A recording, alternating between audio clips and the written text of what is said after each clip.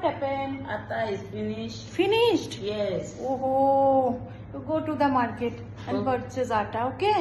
Okay. এখনো আসেনি, wait করছি, দেখি কখন আসে। ওই যে বেল বেজেছে, এসে গেছে। Madam, Yes, I'm come. coming from market. You purchase the atta? Yes. Oh, how much is the price? 18,000 naira. 18,000. Oh my God. Yeah. Everything is cost very this time around. Okay, thank you Yeah, so yeah. much.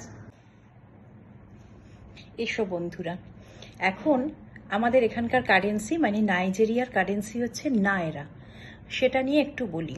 তাহলে তোমরা আটার দামটা মানে 5 kilo আশীর্বাদ আটা আমি আনতে দিয়েছিলাম, যেটার দাম নিয়েছে হচ্ছে 18,000 নায়রা, 18,000 নায়রা।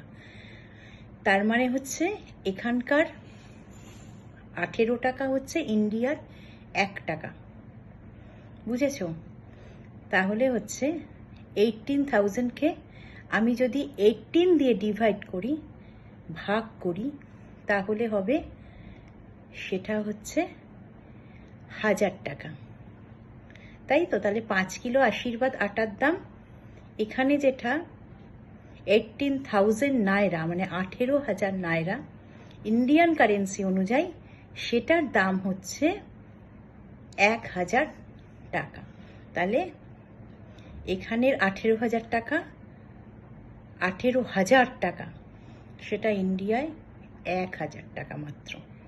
ওকে, তবে তবুও 5 কেজি আটার দাম ইন্ডিয়ায় কত আমি জানি না, এখানে 5 কেজি আশীর্বাদ আটার দাম হচ্ছে 18,000 টাকা।